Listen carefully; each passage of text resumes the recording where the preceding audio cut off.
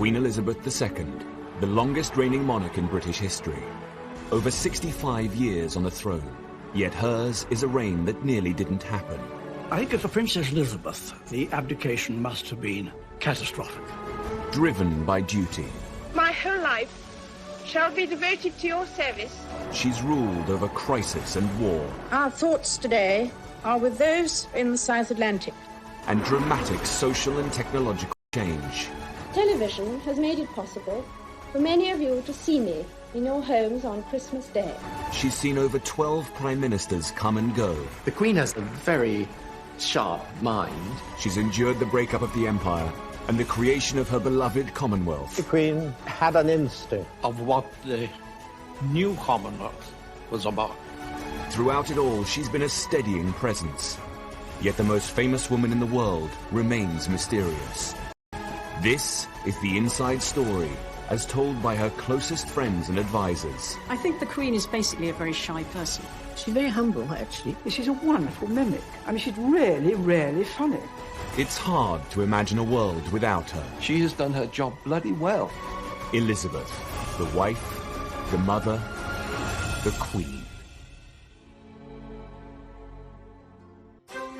Princess Elizabeth Alexandra Mary was born on the 21st of April 1926 in the middle of a political crisis. The Home Secretary of the time was busy dealing with the threat of a general strike when he received an urgent summons. The birth of all royal babies had to be assented by a high level of cabinet, preferably the Home Secretary, and that meant he had to leave the general strike and go and basically sit in the next room while the Duchess gave birth to her little girl. Elizabeth Windsor and her younger sister Margaret Rose grew up with their parents, the Duke and Duchess of York, in their home at 145 Piccadilly, a mile from Buckingham Palace, never dreaming the palace would one day become their home. They called themselves we four, us four, and they were never happier than when together.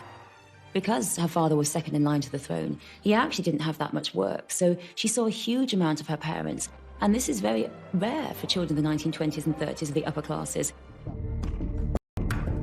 This happy protected family life wasn't designed to prepare Elizabeth for the distant possibility of ascending the throne. Her limited education was typical for an upper-class girl of the time. They had private tutors. There was really terribly little contact with children your own age, apart from her sister, and one or two royal or semi-royal tumble of childhood. The education that they got was also limited. I think it would have been much better if they had gone off to school like everybody else. Not only did the young princess receive little education, she was also shy. Lady Penn, a lady-in-waiting to the Queen Mother, has been a close friend of the Queen for most of her life. In a rare interview, she reveals how Elizabeth's mother tried to boost her confidence. The Queen Mother told the Queen when she was very young to be brave. I think the Queen probably, when she was young, felt walking into a room full of people was rather daunting. And she said to her, well, what you want to do when you walk into a room, walk through the middle of the door. And I think by that she meant, don't sort of go in apologetically. You walk through as if, you know, I'm in charge.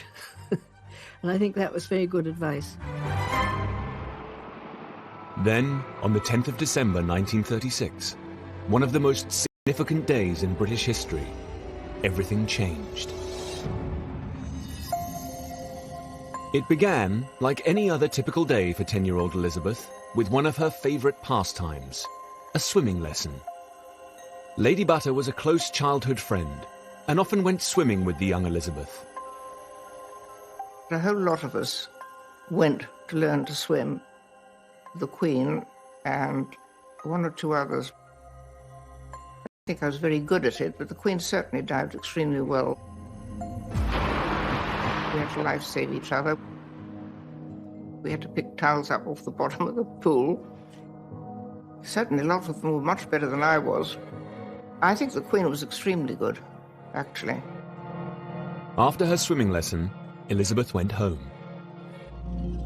Elizabeth was getting ready to write up her notes from her swimming lesson, and then she heard these sounds from outside, these great sounds of God save the king. And she went to a footman and said, why is this? What's happening? By an instrument of abdication dated... And the footman said, your uncle has abdicated and your father is king. God save the king. And Elizabeth was rather surprised. She was only 10. And she went to her sister, Margaret, and said, Margaret, uncle has abdicated and father is king. And Margaret said, well, does that mean you're going to be queen now? And Elizabeth said, yes. And Margaret said, well, poor you. But Elizabeth, she was so unflappable. She was so calm. She sat down and she wrote up her swimming notes as she planned to do, but at the top she wrote Abdication Day. And that, to me, is the key to Elizabeth's character. It's a rather overused phrase, but she's the epitome. Abdicated after falling in love with a twice-married American divorcee. Political pressure forced him to choose between the crown and the woman he loved. I remember being told that there was going to be a broadcast at night, and I was in bed, and I had a little wireless. I turned it on, I lay there, and I heard what he had to say. I have found it impossible to discharge my duties as king without the help and support of the woman I love. And I honestly thought it was the end of the world. I thought, we haven't got a king, what's going to happen? And that, I can remember feeling that. The last thing she wanted was to be queen. She did not want her father, who was a sick man, to bear the awful burden of being monarch. And I would think that she saw the abdication as being, from the point of view of her family, an unmitigated disaster. She was 10 years old, shy, and hadn't received the best of educations. But now, she would one day be queen. A 41-gun salute is fired in Hyde Park by 30-pounders, and the new reign is begun. When the abdication was announced, Elizabeth was catapulted into a new life. The relaxed lifestyle of we four was shattered. Their governess, Marion Crawford, tried to help the young princesses to adjust to the changes overwhelming the family. Nigel Astle became a close friend of the woman they called Crawfie. Crawfie spent a lot of time talking to them about this change and trying to allay their fears, but at the same time saying, well, things have to be different. And you do realize that now when your father comes home, you will have to curtsy to him because he is king. And so when King George came home and his two daughters curtsied to him, he was thoroughly taken aback because suddenly there were these two girls being very formal and he just didn't know what to do. But eventually just swept them up and gave them both cuddles, and they realized, in fact, that their father hadn't changed. When they moved to Buckingham Palace, it was not what any of them expected. A lot of people think that these are fantastic places. They are luxurious, they exude comfort, but it is not like that. I think Crawfie explained it when she said it's rather like camping in a museum.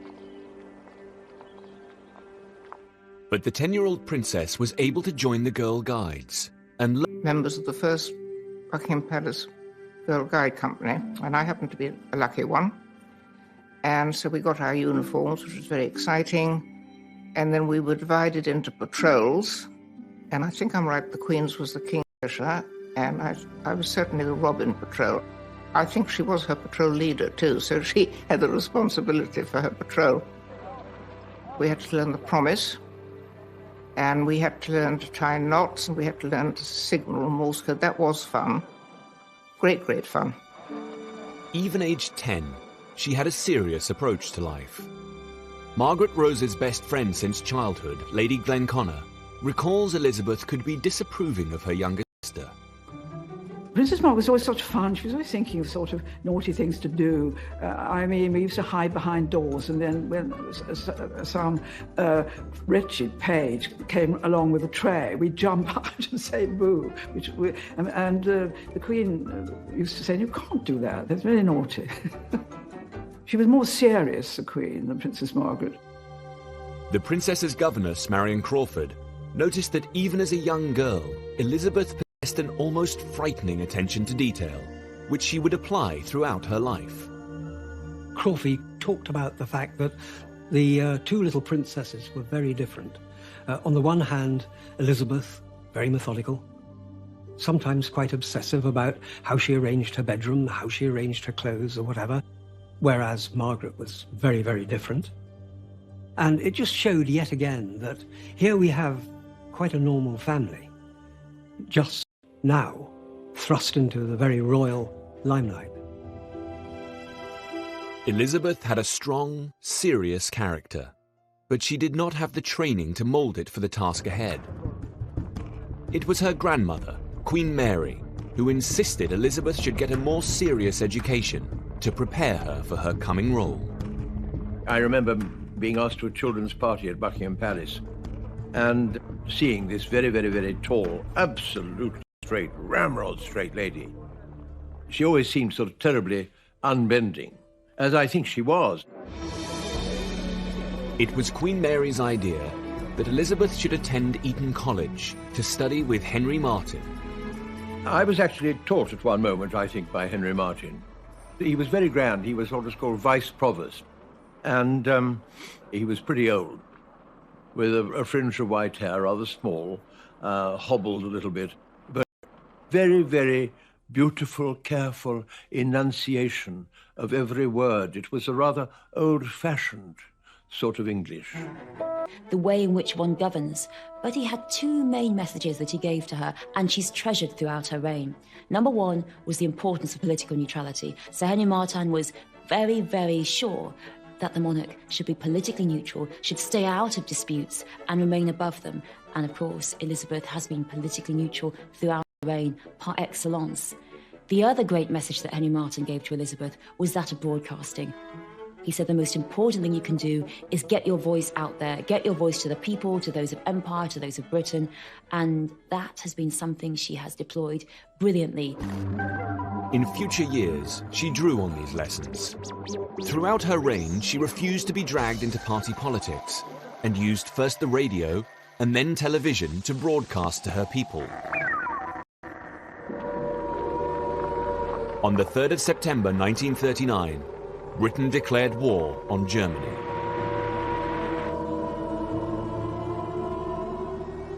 The King and Queen chose to remain in London, sharing the risks of the capital during wartime.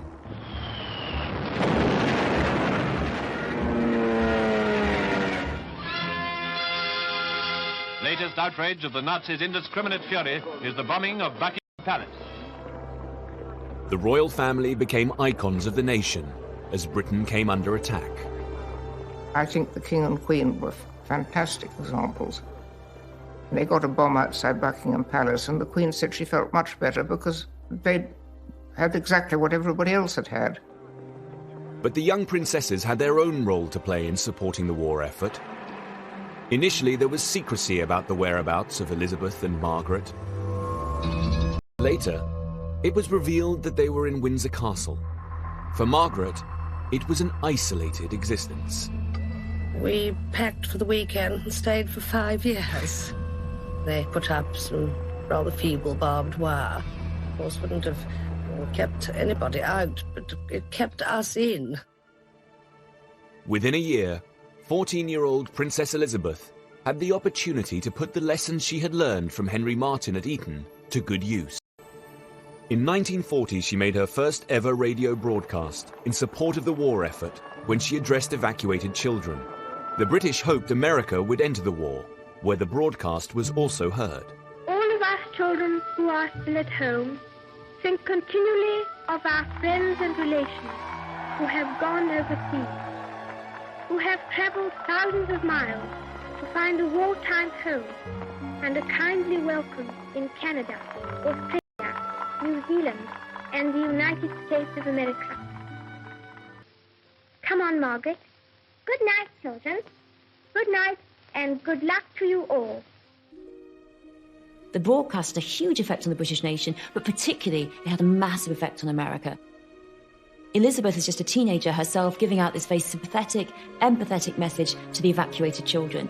But the political ramifications of this are huge, and they do actually affect great political movements, America into the war. And that's the beginning of her realization of how important her words can be. The princess had done her duty and made her first broadcast. She understood the power of the new technology, but for the rest of her life, she would battle with it. As the war continued, the dutiful young princess lived on wartime rations like the rest of the country. Although their meals were supplemented by food from the royal estates, frugality was second nature to Elizabeth. She had a Scottish mother and had grown up surrounded by canny Highland women. All of us who were brought up in the war were frugal. We had to be. The food was rationed, and they had the same rationing as everybody else. And the clothes were rationed. So, you know, it was a part of life to be frugal, and I think it's very Scottish too. And the Queen is Scottish. She is a frugal person, absolutely. I think that you say, if as a Scot, you're canny. You look after your money, don't throw it about. I don't think she's a materialistic person at all. Personally, I really don't. She's rather inclined to turn off lights if she thinks they shouldn't be being wasting electricity, because people are rather inclined to leave them on.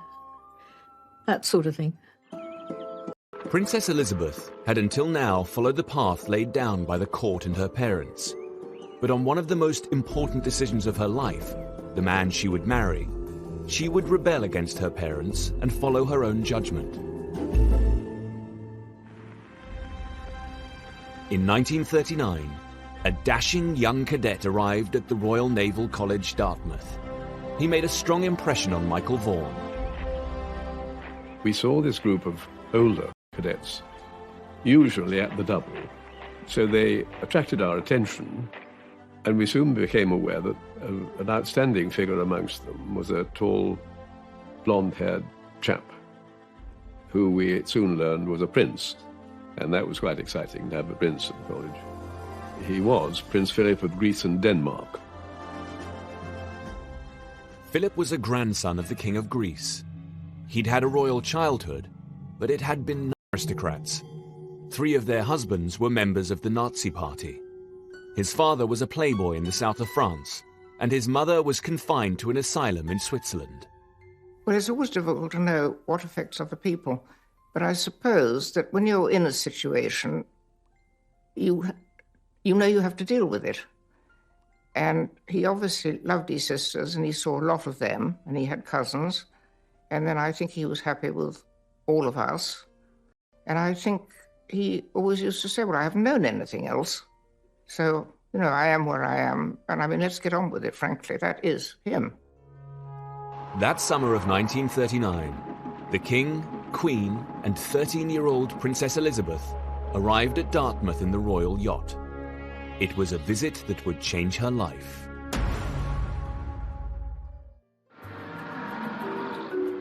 On their official visit to the Royal Naval College, Dartmouth, in 1939, Princesses Elizabeth and Margaret planted trees, and a cadet was assigned to look after them. When the King and the Queen took her to Dartmouth, Prince Philip was designated to sort of look after her a bit and show her around. On the last night there, they gave a dinner party for a group of senior cadets. I should think probably 20 of them. And Prince Philip, of course, was one of those. A photographer happened to capture this significant meeting in a snapshot.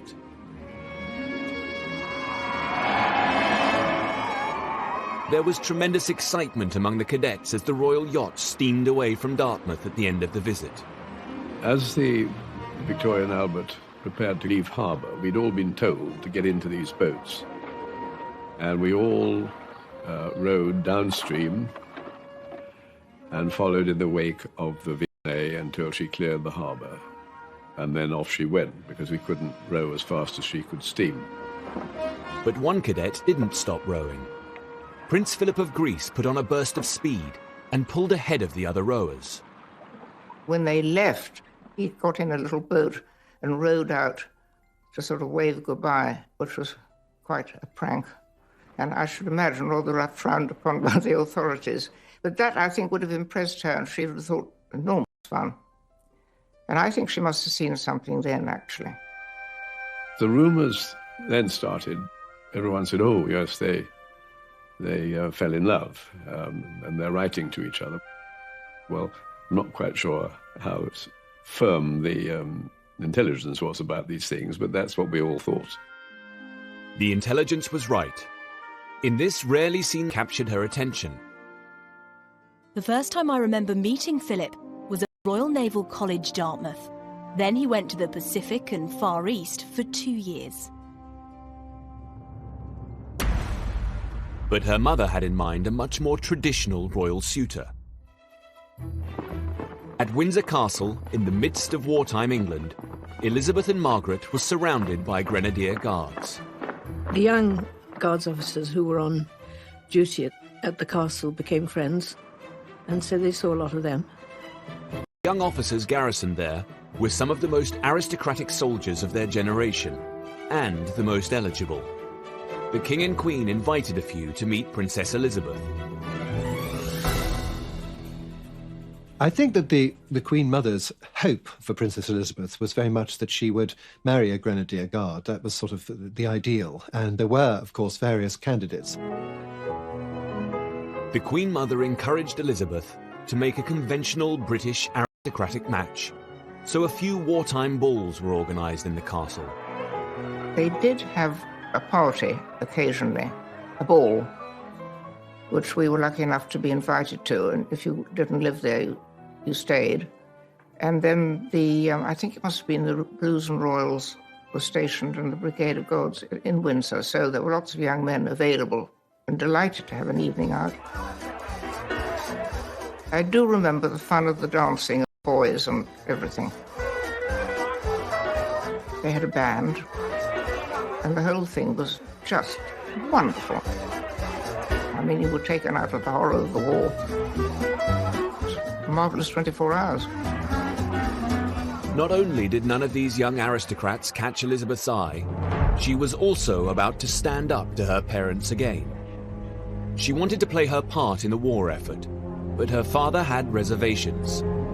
Finally, Elizabeth was permitted to join the ATS, the women's branch of the British Army, to train as an ambulance driver.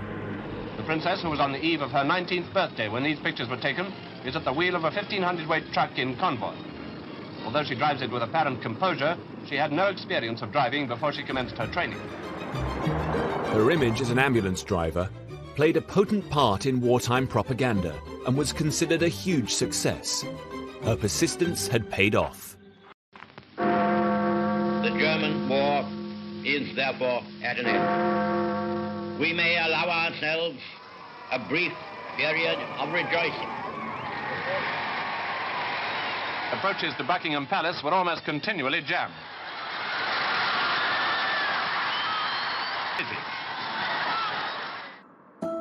In the aftermath of war, Elizabeth's determination to follow her own path grew even stronger. She continued to defy her parents and the court by becoming more committed to Prince Philip. The relationship wasn't exactly welcomed in royal circles. I'm afraid the courtiers, and by that I really mean the Queen Mother's close friends, they were pretty hostile to him. He wasn't something they could quite sort of put their finger on. He had a lot of German relations. That wasn't particularly fashionable at that time, obviously. He was also absolutely penniless. So, you know, there were many things sort of going against him.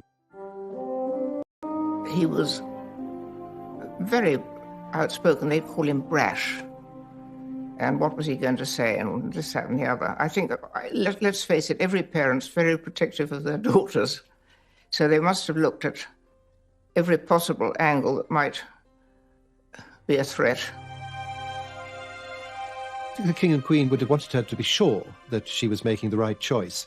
And in a way, I've always thought that by marrying Prince Philip, that was the one time when the Queen stepped sort of right out of the normal sort of plans for her and did something really rather unconventional.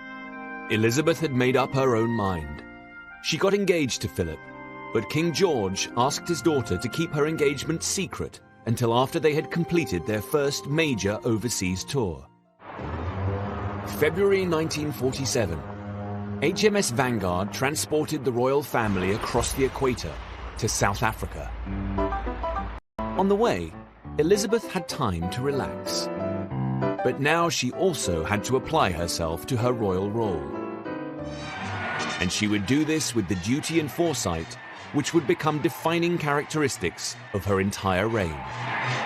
Pretty well everyone in Cape Town must have been there to welcome the royal visitors, lining the streets, watching from windows and balconies, waving and cheering.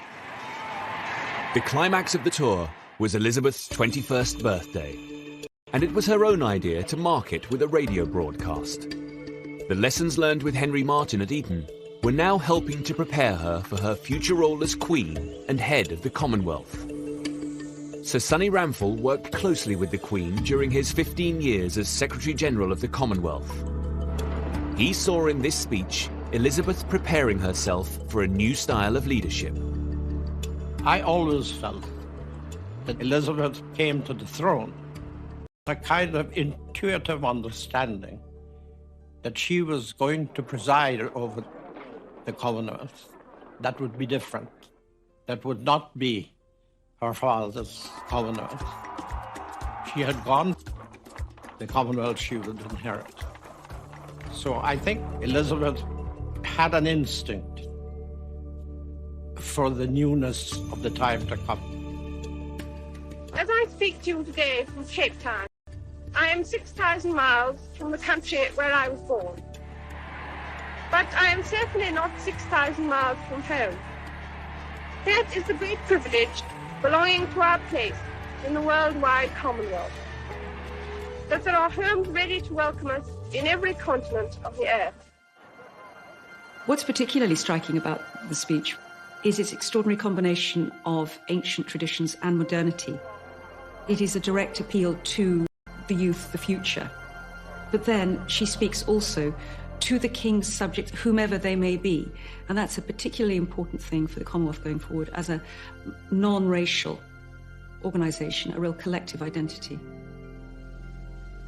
There is a motto which has been borne by many of my ancestors, a noble motto, I serve. Through the inventions of science, I can make my solemn act of dedication with the whole empire listening. I should like to make that dedication now. It is very simple. I declare before you all that my whole life, whether it be long or short, shall be devoted to your service and to the service of our great imperial family to which we all belong. I have shivers going up and down my spine as I think of those words, I serve, when looking back over the long life of the Queen and her service, the importance that she has attached to duty and her constant support, encouragement of the Commonwealth. She really meant what she said. Back in London in July 1947, Elizabeth and Philip were finally able to make their engagement public. Churchill spoke for many when he said the wedding would be a flash of colour on the road we have to travel. Sir Nicholas Soames remembers how his grandfather welcomed the wedding. It was all rather drab. And then this very beautiful young princess, the heir to the throne, marries a very dashing, very handsome officer in the Royal Navy. And it was a moment of national rejoicing which was beyond the war. So this was, in a way, I think my grandfather thought, the beginning of a new era. The royal wedding took place at Westminster Abbey. At the time, David Wyatt was a 12-year-old chorister. For the first time, certainly since I'd been involved in the Abbey, apparently, but also floodlights that were brought in for the occasion. I mean, the impact on us was one of wow, simply because we were just not used to seeing anywhere lit up in that way or being used for such a happy occasion. The choristers had been placed high up in the organ loft, and David craned his neck to get a glimpse of the couple after they signed the register. Judging by the expression that we could just about see when they left St Edward's Chapel and came down into the sanctuary and then started their procession at the end, they were very happy about it all. Certainly some big broad smiles, not just to their friends either. It seemed to be everybody included. Lady Butter was inside the Abbey as an old friend of the royal couple. Then she hurried to Buckingham Palace to enjoy being part of the crowd. Thousands of people by then, all singing and shouting. But it was a long, long wait because they were obviously having their wedding breakfast. And I remember, and I don't know why, there was a puff of smoke went up suddenly, having waited very patiently and everybody chatting to everybody. And there was one Cockney lady standing next to me, said, "Look at that," she said. "That's it, they're having their afters." So we thought, well, that's good because they won't be long now coming out. And how they cheered the happy pair when they came out onto the balcony. What a wonderful picture the princess made, looking most lovely in her magnificent gown and standing happily beside her husband.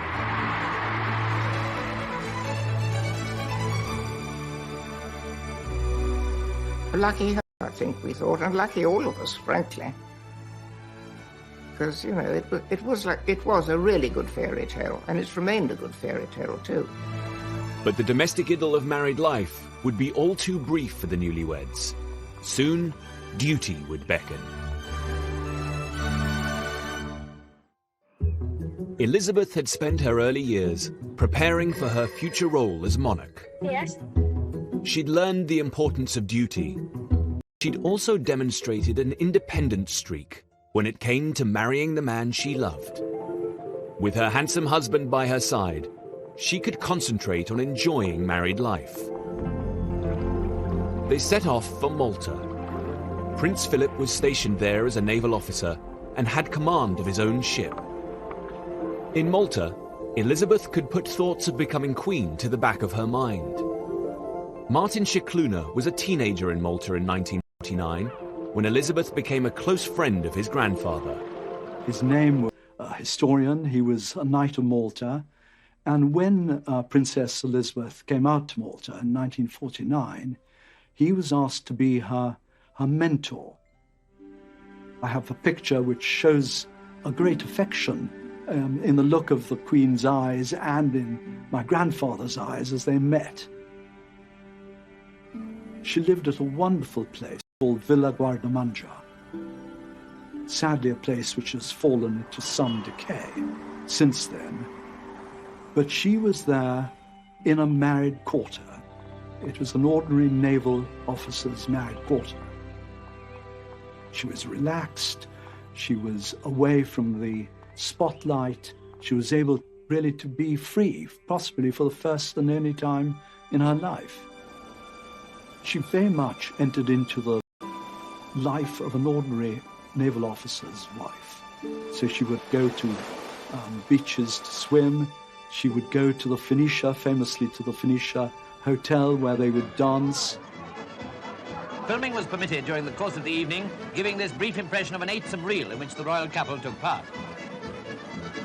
The Maltese are very good at not intruding on people, particularly people who are famous by definition, and giving them space to be themselves. And I suspect it was probably the only time she was able to do that.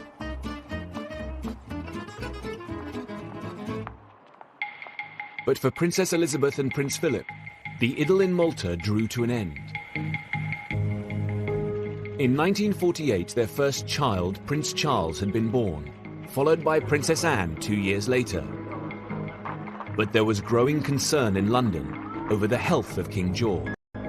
As his condition deteriorated, Elizabeth was compelled to undertake an increasing number of royal duties. The king had been due to go on a tour of the empire in 1952, but illness meant that Elizabeth and Philip went instead. Their first stop was Kenya, and Elizabeth's private secretary carried in his briefcase the accession documents for the princess, just in case. 5 days into the tour, King George VI died. In London, Prime Minister Churchill's private secretary, Jock Colville, had to break the news to him.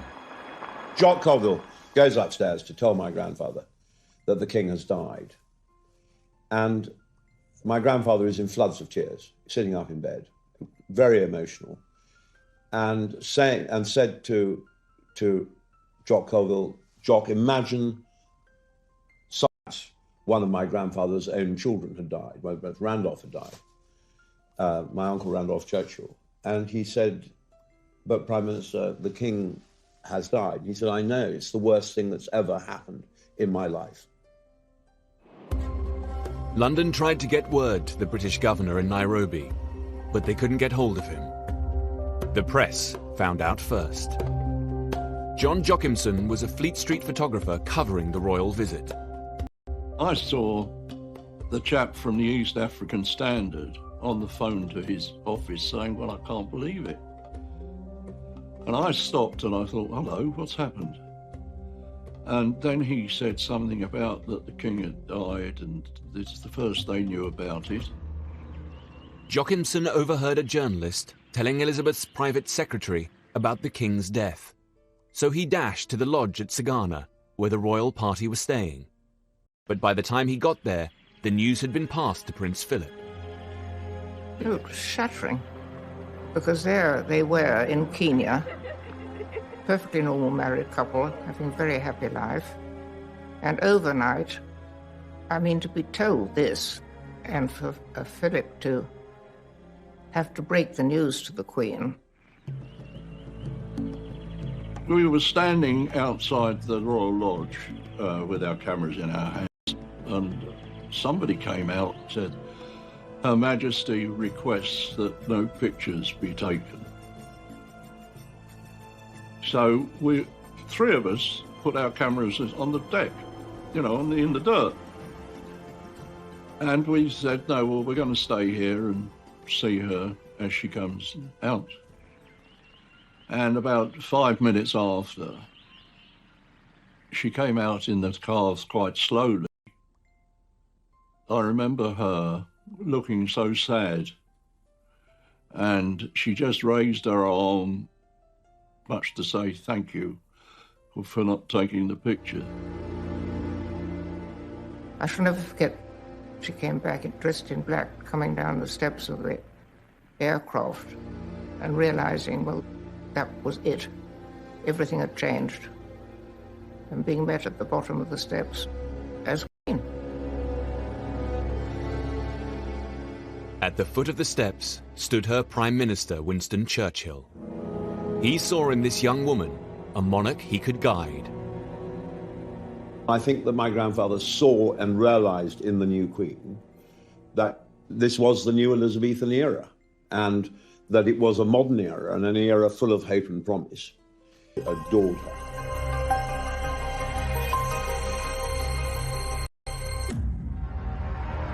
In 1952, Princess Elizabeth became the youngest monarch to ascend the throne for over 100 years. Her accession was shocking and unexpected. Called to be Queen, sovereign head of a great Commonwealth of Nations at the early age of 25. In the 1950s, the country was emerging from the drab post-war era. During her first decade on the throne, the Queen would make use of her glamour and youth to shape the monarchy. The spectacle of the young Queen performing these tasks with so much poise and elegance soon made it fashionable to talk of a new Elizabethan age. But there would be great challenges ahead. She needed to learn how to deal with politicians as a constitutional monarch.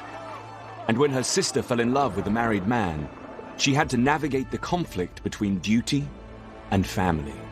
Privately, she wanted Princess Margaret to be happy, and publicly she couldn't grant that happiness. June 1953 saw the coronation of a beautiful young queen and the head of the British Empire, the largest empire on Earth. A new technology, television, wanted to bring the ceremony into every home in the country. But television was an intimate medium, and the Queen struggled with it. She feared that television would sully a deeply religious ceremony. The Queen's close friend, Prue Lady Penn, remembers how much it worried her. Television was very new, and I think it worried people that it was going to be an intrusion on a very solemn and sacred moment in her life. The Prime Minister, Winston Churchill, shared the Queen's concern. He'd never been a fan of the new medium. It's no secret that my grandfather's view was that it was improper for the nation to ogle this moment over their coffee cups, and that in some way detracted from the dignity of the ceremony. Initially, the Queen insisted that TV cameras should not cover the sacred central part of the coronation ceremony. She was happy with the procession coming down the aisle, anything being filmed up to the rood screen. But inside that special part of the Abbey, she thought that should be private. She didn't like the idea of it, and Churchill responded to her concerns and backed her all the way. When it was announced that television would have only limited coverage and the public would not see the moment of the crowning, there was a huge reaction. The newspapers of every persuasion, from the Mirror to the Times, that very day, said no. In response to public pressure, Churchill partially backed down. In this secret record of cabinet discussion, Churchill stated, "I am concerned with the public disappointment caused by the announcement that there would be no television of the coronation east of the screen. I am satisfied the decision should be reviewed." However, he was quietly busy imposing other restrictions, including no close-up views of the Queen should be photographed or televised at any stage of the ceremony. BBC broadcaster Peter Dimmock, who had been fighting to televise the coronation, was asked to stage a demonstration in the Abbey to prove there would be no close-ups. But Dimmock had a trick up his sleeve. He deliberately used the wrong lens. My father was quite naughty because when he did the demonstration in the Abbey to the establishment, he used a wide 2-inch lens so that when he showed them what it would look like on television, it looked as though it was very far away of the camera. But on the actual day, he didn't use that lens. He used a different lens, which meant he got that fabulous close-up of the Queen, which was so successful and everybody loved it. In the end, the Queen compromised and let the whole ceremony be televised. With the exception of one moment, the most sacred of all, when she was anointed with holy oil. On Coronation Day, 2 of the Queen's maids of honour, Lady Jane Rain Lacy and Lady Glenconnor, remember the moment she arrived at Westminster Abbey. 4 of us went to the Abbey to receive her. We were standing by the door waiting, and then suddenly we realised she was coming because we could hear this roar and it got louder and louder and louder. And around the corner came this golden coach. It was like a fairy tale. And then the Queen, I mean, looked fantastic. We hadn't seen her in her dress, this beautiful dress, sort of tiny waist and wonderful complexion. I mean, she just looked dazzling. And then she just turned round and she said, "Ready, girls?" Off we went. Ready, girls. Ready, girls. We were as ready as we ever could be. Little did the 27-year-old realise she would become Britain's longest reigning monarch. On the 2nd of June 1953, the young monarch Elizabeth II walked down the aisle towards her coronation. For the Queen, this ritual was not about taking power. For her, it was a moment of spiritual transformation. The great thing about her was she was so calm. And I think that's what made us feel, you know, everything was when the Queen was crowned. The Queen had compromised and allowed this moment to be broadcast.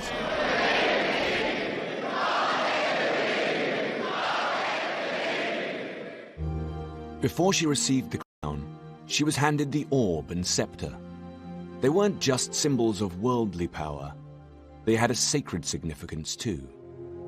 The Archbishop of York, John Sentamu, who has preached before the Queen, explains. She's given the orb, which is made up of about 600 jewels and pearls, and on top, a cross, saying Christ is Lord of the whole earth. And then she's given a scepter with a big diamond in the middle, and again on the top has got a cross. The scepter is telling her, Queen, your power comes not from Parliament or inherited from your father, but from God. But the Queen's deep faith meant that the holiest moment of all was not televised. The Queen insisted the cameras did not show the sacred anointing with holy oil. head is anointed for wisdom. The chest, which is where the heart is anointed for mercy, for kindness. And then the hands are anointed for service. To prepare the Queen for the holy moment, her elaborate robes were taken off, and she was dressed in a simple white shift. It brought a lump to my throat, but she looked like a very young girl, younger than 26, I think she was. She looked like 18, and so vulnerable and defenseless in a way, just sitting there. And we were able to see it because we were just there, and very few people did. I remember feeling quite choked by it. I'd never seen her look like that before. She'd always been very dressed up when I'd seen her in beautiful dresses. And here she was with nothing. For Lady Glenconnor, it was nearly too much. It was while the Queen was being anointed that I thought I was going to faint. Luckily, Jane could feel me sort of swaying, and Black Rod, who was just behind me, realised and pinioned me to the pillar with his arm, and it just gave me that much support. For the Queen, the coronation had transformed her into a servant of God. But when she returned to Buckingham Palace, the Queen was reminded that she was also a mother and a monarch. When we got back to the palace, the Queen walked in and lifted off the crown with a sigh of relief. I think she said it was giving me a headache. Yes. And she put it down on this little side table, and somebody came forward and gave her a cup of tea, and he made a beeline for the crown, and I was not that near, but near enough. I could have made a lunge for it. But somebody, I think it was Prue Penn, rushed towards him and got it just in time. You could see his little podgy hands also getting ready to try it on for size. At the end of the long day, the Queen had promised to serve her people. Now she stepped onto the balcony to enjoy their acclaim. What was so wonderful was everywhere the Queen went, we had to go too. We had this wonderful view of everything. Yes. We were in the front row next. I know. It was the sort of roar of love. You could feel it, couldn't you? Coming at you. It was more or less something that sort of hit you. You can't imagine what it was like. This blaze of colour, pageantry, and a beautiful young queen. Well, of course, it was a beautiful young queen, all right, because nothing else, I'm afraid, will ever come near it. No. A middle-aged man, it isn't quite the same thing, is it, Jane? No. 2 years after the pageantry and reverence of the coronation, another event showed the Queen's intense Christian faith, when the exciting American evangelist Billy Graham arrived to tour Britain.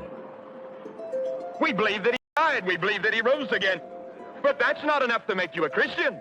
That's an intellectual faith. There must be the receiving, that act of trusting and commitment to Jesus Christ as your Lord and Master and Savior. Have you done that? If you haven't... 2 of the Queen's coronation maids of honour went in person to hear Billy Graham preach. He really sort of touched a chord. You must receive Christ.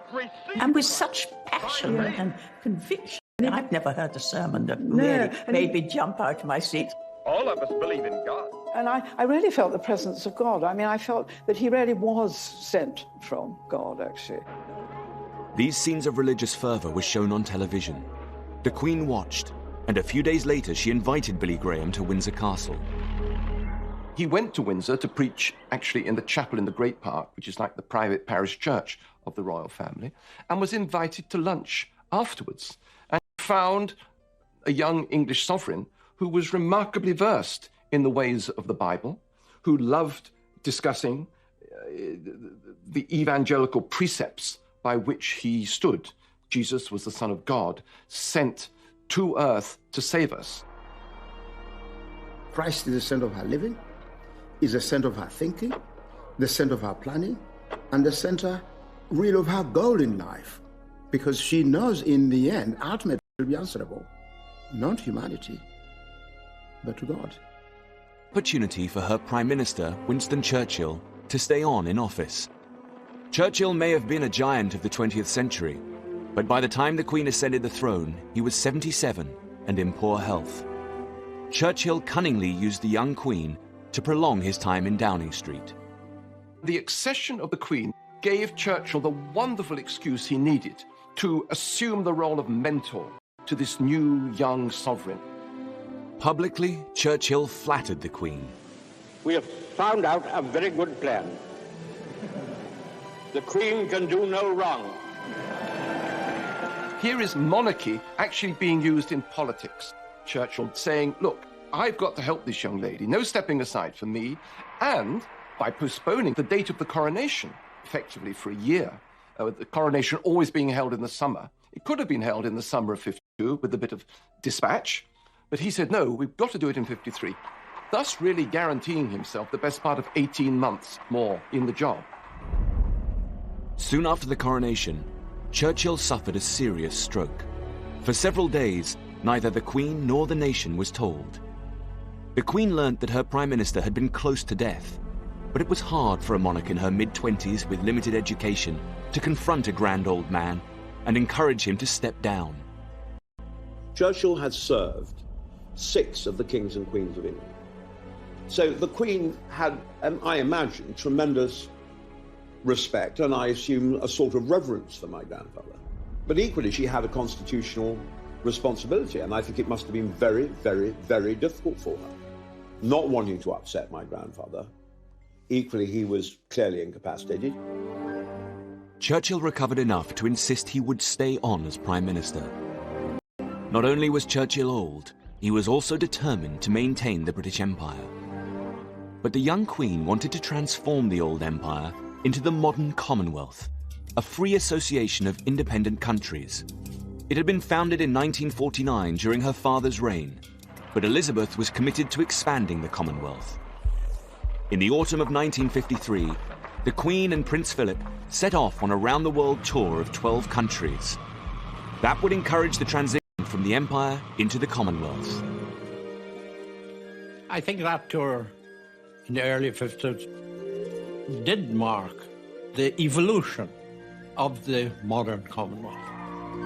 You could have all the declarations you wanted, but unless they were translated into human action and interaction of the Queen, it couldn't be a Commonwealth of the flesh. The longest visit on this tour was the 2 months the Queen spent in Australia, when she became the first British monarch to visit the country. When she arrived at the dock in Sydney, the huge crowd included future leaders of Australia. I remember the first day, along with everybody else, we went down to Farm Cove. Didn't get very close, but we were caught up in the celebratory character of it. That was a great day for those of us who had the luck or foresight to be in Sydney. And it was a beautiful Sydney day, and there's no city in the world that can turn on a welcome with a harbour quite like Sydney. It was an extraordinary tour. She met something like 6 to 7 million Australians out of a population of 9 million. It really was a combination of Grace Kelly meets the current Duchess of Cambridge in terms of popularity, a real interest and affection for the Queen. Melbourne, where the Queen and His Royal Highness were given one of the most tumultuous welcomes of the whole tour. Nearly 1 million people, many of whom had been waiting 24 hours in the streets, were there to wave and to cheer. The writer Thomas Keneally, then aged 18, was a Republican. He wasn't a fan of the Queen, but he could see her allure. I have no ill will towards the monarchy, but I wasn't very interested. But my little brother and all these schoolmates went to the local Oval and lined up. And I think that's when Australians learned that the Queen was willing to stand beneath bright skies and warm sun and swallow flies for us. Across the globe, the Queen's tour accelerated the transformation of the empire into an expanded Commonwealth. The Queen really was seeing the Commonwealth evolving in a very different way, as a collective identity. Modern Commonwealth has been the Queen's version of identity politics, crossing all those boundaries and embracing diversity. But the tour wasn't without its problems. The visit to Sri Lanka, then known as Ceylon, would bring the Queen into conflict with her Prime Minister, Winston Churchill. The row was about a planned visit to the most sacred Buddhist temple, said to contain the tooth of the Buddha. Churchill tried to tell her what to do. She was going to go to Kandy and visit the Temple of the Tooth. And indeed, it was extremely important that she did so. And if she didn't visit the Temple of the Tooth, then Ceylon was going to cancel the visit. But when Churchill got to hear about this, he realized she'd have to take her shoes and stockings off. And Churchill thought this was undignified and inappropriate and was dead against this. Finally, an elder statesman in the Temple of the Tooth is no different from taking your hat off in church. The Queen went to the Temple of the Tooth and everybody was perfectly happy. The Queen ignored her Prime Minister and removed her shoes. It always struck me, while I was Secretary General, that the Queen was always happy in the Commonwealth. In some ways, in Britain, she was a bit dour. But in the Commonwealth, she was laughing. She was involving herself. And when the brew was ready, it was offered in a coconut shell to the Queen. She returned to Britain in May 1954. And within a year, the Queen received the resignation of her first Prime Minister. At the age of 80, Winston Churchill finally left office. The Queen did him the great honour of coming to dinner at Downing Street in his last week. The Queen lifted her glass to my grandfather and she said, "To my Prime Minister." And my grandfather, without any preparation, he stood up and he said, "I propose a health I used to drink when I was in the Fourth Hussars at Bangalore in India in the reign of Your Majesty's great-great-grandmother, Victoria. And I drink to the wise and kindly way of life of which Your Majesty is the young and gleaming champion." And my mother told me that there was absolute silence in the room. The Queen had to endure the decline of a great Prime Minister. Next, she had to endure the mistakes of his successor. Radio networks throughout the world relayed Sir Anthony Eden's broadcast on Suez. Likely to inflame the whole Middle East with all the... Anthony Eden had been waiting for years to become Prime Minister. Then he rashly took Britain into conflict with Egypt over the Suez Canal. Tanks had been ashore for some hours and were engaged in dealing with pockets of resistance. Eden lasted less than 2 years as Prime Minister. When an issue like the Suez crisis comes along, the Queen is obviously extremely well informed by a great number of people and may have very strong views about it, but one of her skills is, as a constitutional monarch, to be above politics, and therefore she must keep out of the day-to-day drama of the affair. When it came to her prime ministers, the Queen was learning the limits of her political power. But could she use her youth and glamour to reshape the monarchy? London was coming back to life after years of austerity. The Queen was at the centre of a glamorous world of show business and British fashion. Her Majesty, talking with Miss Munro, remarks that they were neighbours at Windsor. She may have been Queen, but she and Prince Philip were able to throw themselves into the colourful world of London nightlife. Her close friend Prue Penn remembers. People, I suppose, now see a 91-year-old lady and they forget the fact that she was actually once young. I can remember going with her and Prince Philip to a nightclub in Leicester Square called the 400, which was the smart place to go, where we had drinks and something to eat and danced. She loved to do normal things, like you do when you're young. Clothes were crucial to how the Queen projected her image on the world stage. But initially, she inherited her mother's fashion designer, Norman Hartnell, who designed her wedding dress. Last season, the Queen appeared at a public function in a black and white satin dress that I had designed for her. And within 36 hours, that dress was on sale in all the large stores. The Queen and her sister, Princess Margaret, enjoyed attending fashion shows. The Queen and the Princess, whose own fashions are always a source of great interest and admiration, then took their seats for the parade. Her Majesty is reported to have expressed the keenest pleasure in many of the imaginative ideas shown at this comprehensive parade. At the beginning of the 1950s, the Queen embraced the new look of fashion by employing an up-and-coming young designer, Hardy Amis. The Queen had the most marvellous figure for Hardy to work on. She had the perfect fashion plate figure at the time, a tiny waist. I remember we did have one dress back for alteration and pressing at one time, and we couldn't even get a model girl into it. It was so small. Really small waist, but of course a wonderful full bust, which worked wonderfully on all those 50s evening gowns. The young designer was able to help the Queen project a new, modern image of the monarchy. Lieutenant Colonel Hardy Ames, a Special Forces commander in the war, burst open the frontiers of post-war fashion. Whereas Hartnell did a lot of fluffy, frilly dresses with a lot of embroideries on them. That was never Hardy's look, and he liked things to be very clean and simple. He always used to say to me, it was one of his stock phrases, was honour the cloth, honour the cloth. In other words, don't fuss the cloth up, let the cloth speak, and that's what Hardy liked. It was Ames who designed some of the most striking outfits on the Commonwealth tour, including this dress worn in Australia. One of my favourite dresses was the white lace dress that the Queen had in Australia. It was such a chic outfit. It was unusual that it had a very narrow, straight, long, that wonderful little parasol, which was just a very 50s accessory. I always thought she looked in that like a 50s fashion model and not so much like the Queen of England. She really did look amazing. The Queen and her sister both dazzled the world with their youth and glamour. But the Queen was about to discover the potential for conflict in her role as sister and as monarch. She had always been close to Princess Margaret. Princess Margaret told me that she'd had a dream, and she dreamt that the Queen had died. And she woke up, she was so horrified by this dream. I got to ring her up. So she went to the telephone and rang her up. And the Queen sounded slightly sort of bored and said, hello, can I help? Anything you want? She said, no, it's all right. I just wanted to hear your voice because I had a dream last night that you died.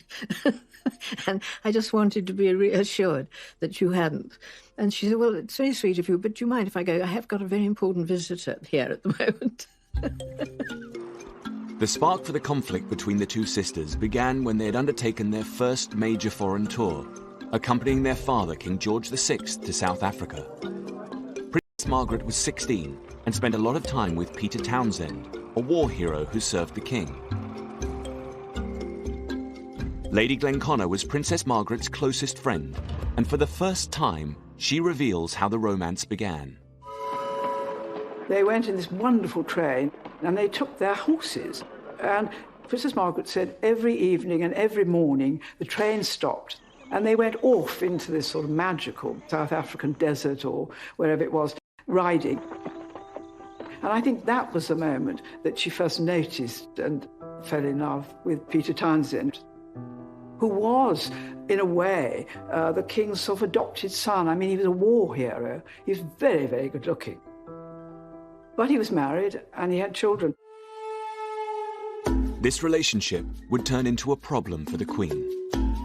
3 years later, another friend spent time with Margaret and Peter Townsend at Balmoral as their romance blossomed. I thought they were in love, and the more I saw after 7 days, I was convinced of it. When I went back to London, I said to my mother, do you know something?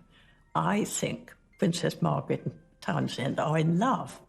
And my mother said, don't be so romantic and ridiculous, Jane. He's the king's servant. She couldn't possibly be in love with the king's servant. That would be utterly wrong. In early 1953, Margaret privately requested the Queen's permission to marry Townsend. The Queen asked Margaret to wait until after the coronation. On Coronation Day, they reported Margaret was in love with a divorcee, Peter Townsend, which posed a serious problem for the Queen as head of the Church of England. I think she would have been happy for whatever happened as long as Princess Margaret was happy. That would have been her main thoughts in all of that. I don't think she had any sort of strong feelings about the fact that he'd been married before and he was divorced. I don't think that came into it. But he was quite a lot older than her.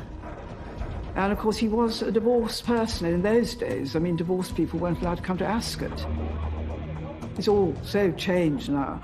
But it was very difficult for the Queen to know how to respond, really. Now the Queen faced conflict between her affection as a sister and her duty as a monarch. I think the Queen's view of the romance is very complicated because she was head of the Church of England, and so therefore she had to take a certain line. So privately she wanted Princess Margaret to be happy, and publicly she couldn't grant that happiness. When Edward VIII fell in love with a divorcee in the 1930s, the affair was initially hushed up. But by the 1950s, the popular press was cheering Margaret on. 96% of Daily Mirror readers wanted her to marry Townsend. The Queen may have wanted her sister to be happy, but the palace acted decisively to get rid of the problem by posting him to a British embassy abroad. Well, in 1953, when it all became public, Tommy Lascelles, the Queen's private secretary, packed him off to Brussels, got him out of the way. While Townsend was in exile, the newspapers kept running the story. In August 1955, Princess Margaret was in Balmoral for her 25th birthday. Hundreds of journalists camped on her doorstep because on that day, Margaret no longer needed the Queen's permission to marry. Margaret found herself splashed on the front page. When Townsend returned from his banishment, the press hounded him relentlessly. Initially, he stayed with Prue Penn. What he minded most was this press intrusion, which he found terribly hard. They followed him everywhere. Seldom can a man have been so widely discussed without being able to say a word for himself. And I know when he came to our house, he tried to give them the slip, but he couldn't. And they were round him in motorbikes and cars and goodness knows what. What the press didn't realise was that the palace plan to scupper the romance had worked. Prue Penn noticed how things had changed. It'd been such a sort of rocky road, in fact, that I think it had probably killed something. You know, I think something like that does. By old now, she can do as she wishes. But I think the romance was over. It had fizzled out. A few weeks later, Margaret made her decision public. The love and affection, sympathy and understanding of the nation and Commonwealth go out to Princess Margaret in her courageous decision. The end of Princess Margaret's romance with Townsend left a question hanging in the air. Had the Queen's commitment to doing her duty sacrificed the long-term happiness of her sister? Princess Margaret's closest friend remembers the last time the couple met, 40 years after their romance ended. Peter Townsend came to lunch with her, and I said, what was it like seeing him? And she said, well, charmingly, she said, well, he hadn't changed at all. I mean, he was, you know, and I actually was, because I lived with her at that time, and I looked out the window and saw him getting out of the car. You know, he was an old man, and yet in her eyes, he hadn't changed. I thought that was very touching. But the conflict between family and duty as monarch would cause even bigger problems in her relationship with her husband. When the young Princess Elizabeth had daringly decided in 1947 to make Philip her husband, she defied her family's expectations. What was left unresolved was whether the royal family took her husband's surname. When the Greek-born Philip became a British citizen, he had taken the name of his uncle, Lord Louis Mountbatten. Mountbatten had been a war hero and the last Viceroy of India. When Elizabeth became Queen in 1952, Mountbatten had high hopes of renaming the Royal House of Windsor. Mountbatten had very exaggerated ideas of the importance of, as he saw it, the Mountbatten dynasty. Indiscreetly at dinner once, he did toast the future of the House of Mountbatten. He rose at the end of the meal, lifted his glass, and made a toast to the House of Mountbatten, which now reigns. Word of this toast reached Churchill, who disliked Mountbatten's presumption. Lord Louis was a war hero and a very great man, but he and my grandfather were frequently at odds with each other. And I think my grandfather thought it was a bit of a cheat, frankly. Churchill didn't hesitate. He forced the cabinet and the Queen to put a stop to Mountbatten's ambition. He had the cabinet agenda for the very next cabinet meeting changed. Cold War, economic crisis, all that could go down the agenda. Right at the top, It had to be the House of Windsor. The cabinet was strongly of the opinion that the family name of Windsor should be retained, and they invited the Prime Minister to take a suitable opportunity of making their views known to Her Majesty. The battle over the name disturbed Prince Philip. He was upset to be told that he couldn't pass on his name, Mountbatten, to his son. He was a Mountbatten. And I suppose it must have struck when Prince Charles was born, because after all, your child is, you wanted to carry your name.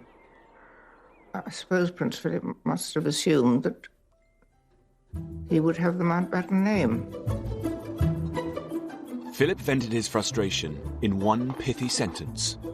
I believe this story that he once bitterly said to somebody, "I'm nothing but a bloody amoeba existing to procreate." Philip was also unhappy when his wife's job as Queen took priority over his naval career. His Royal Highness then went aboard their training cruiser, HMS Devonshire, to present end-of-cruise prizes. Prince Philip was a very ambitious, careerist naval officer. It was for him a bitter disappointment that when he still had at least several years of his career to run, and the ball at his feet, so to speak, to suddenly be translated into another world, where inevitably, however valuable his role, however important things he did, he was going to play second fiddle. And he did not like being second fiddle. To keep her husband happy, the Queen went out of her way to give him a central role in the royal family. He's an alpha man. He's used to using his talents, and he can't pursue his career. So a deal is made. The Queen is going to be the Queen. She'll be the monarch. But at home, he is the head of the household, and he makes decisions about what happens to the family, and particularly what happens to the children and where they go to school. Philip was determined that Charles should go to his old school, Gordonston, famous for encouraging physical toughness. Prince Philip's cousin, Myra Butter, happened to be staying at Balmoral when Charles had his first day at his new school. It was not a happy day. But all I can remember is that when Prince Philip came back from taking Charles to school, and looked slightly shaken. And I remember he went straight over, he didn't say anything, but he went straight over and poured himself a drink. I do remember that, and I thought, oh, that has shaken you. Philip might have accompanied the Queen on her 6-month tour of the Commonwealth, but by 1956 he was embarking on his own solo journeys. His wife is suddenly the centre of attention. For 4 months, Prince Philip, accompanied by some close male chums, enjoyed taking the royal yacht to Australia and back, and visiting isolated British communities. During this extended trip, the press ran headlines about trouble in the Queen's marriage. It's on this voyage that there are actually reports in the newspapers, not just the American newspapers, suggesting a rift in the royal marriage. And crucially, Buckingham Palace publicly responds and says there is no rift.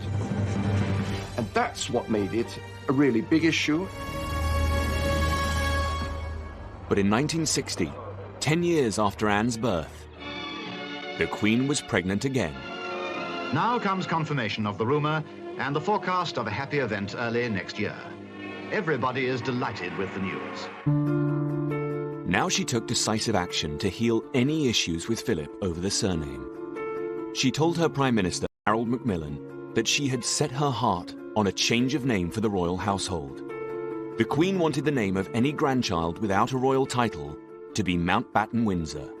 Lord Mountbatten, of course, was delighted at the fact that the name Mountbatten was now enshrined in the heart of the royal family. He would have preferred just plain Mountbatten, without any of his Windsor nonsense. But Mountbatten Windsor was a great deal better than just Windsor. The 1950s had been a decade in which Elizabeth had learnt to be a queen. She had successfully deployed her youth and glamour to project a modern monarchy. But crucially too, she had discovered the potential for tension between her royal duty and her loyalty to family. Next time, the Queen is attacked for being remote and out of touch with her people. The personality conveyed utterances which are put into her mouth is that of a priggish schoolgirl. By the end of the decade, the Queen had been persuaded to let the cameras film her family life. I don't think Prince Philip liked it very much. But the Queen was wonderful about it. And the film, of course, had a marvellous response. But would it be enough to win over her people?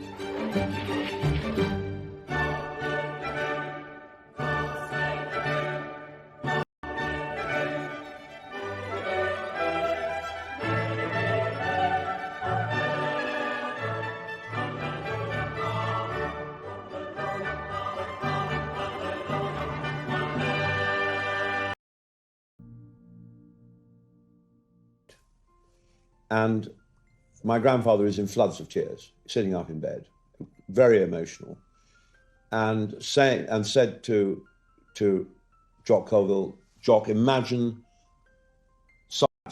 one of my grandfather's own children had died. Both Randolph had died, my uncle Randolph Churchill." And he said, "But Prime Minister, the King has died." He said, "I know, it's the worst thing that's ever happened in my life."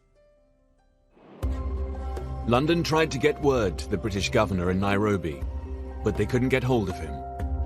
The press found out first.